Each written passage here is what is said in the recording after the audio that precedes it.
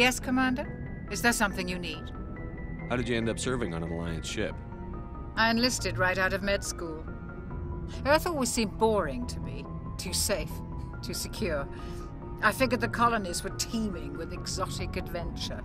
I wanted to travel the stars, tending the wounds of tough soldiers with piercing eyes and sensitive souls.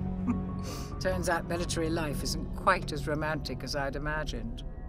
But humanity needs the Alliance if we want to keep expanding through the Traverse, and the Alliance always needs good doctors. So I stayed on to do my part. Ever think you made the wrong choice? Sometimes I think about opening a private practice back on Earth, or maybe taking a position at one of the new med centers out in the colonies. But there's something special about working on soldiers.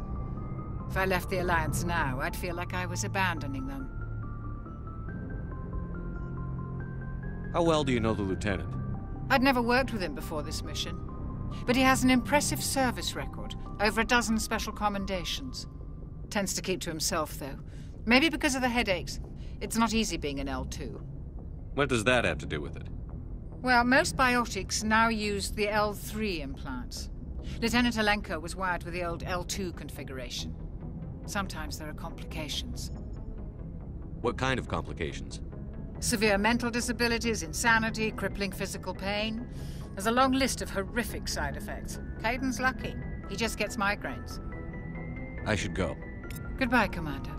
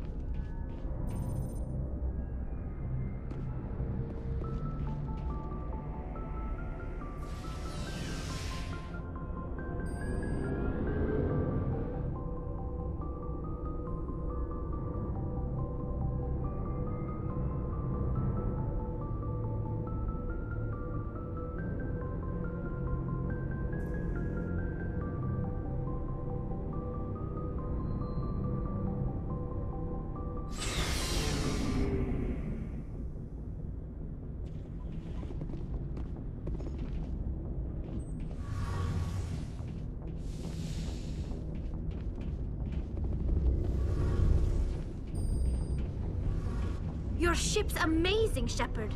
I've never seen a drive core like this before. I can't believe you were able to fit it into a ship this small.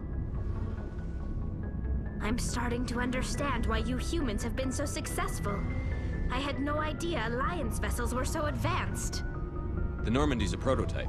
Cutting-edge technology. A month ago, I was patching a makeshift fuel line into a converted tug ship in the flotilla. Now, I'm sitting on board one of the most advanced vessels in Citadel space. I have to thank you again for bringing me along. Traveling on a vessel like this is a dream come true for me. I had no idea you found ship technology so interesting. It comes with being a Quarian. The migrant fleet is the key to the survival of my people. Ships are our most valuable resource. But we don't have anything like this. We make do with cast-offs and second-hand equipment. We just try to keep them running for as long as we can. Some of the fleet's larger vessels date all the way back to our original flight from the Geth. I can't believe your fleet's still using ships that are 3 centuries old. They're constantly being repaired, modified, and refitted. They aren't pretty, but they work. Mostly. We've tried to make ourselves as independent as possible on the flotilla. Grow our own food, mine, and process our own fuel. But some things we just can't make on our own. A patch to maintain the hull integrity requires raw materials we just don't have. That's why our pilgrimages are so important. Tell me about your people. Our lives aren't easy. Resources are scarce, and we are constantly on the move. Everything we do must in some way contribute to the continuation of the migrant fleet. There are 17 million Quarians in the flotilla, and each of us relies on the others for survival. The bonds among my people are strong. Unfortunately, We have had to surrender many of the freedoms and civil liberties other species take for granted. What kind of freedoms? Well, it's illegal for parents to have more than one child. If our population grows too much, it would strain our resources to their breaking point. Of course, we also can't allow our numbers to become too few. If our population is in decline, the rule against single births is temporarily repealed. In extreme cases of population decline, incentives are even offered to encourage multiple births, though the Conclave hasn't had to take such measures in nearly a century. That's your government. The Conclave is our civilian branch of government.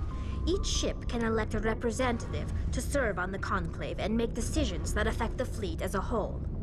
On matters that affect an individual ship, however, the captain has the final say. It's a tradition that dates back to the early days, when the fleet was governed by martial law. Fortunately, most captains nowadays are smart enough to have an elected council from their crew to give them advice and guidance.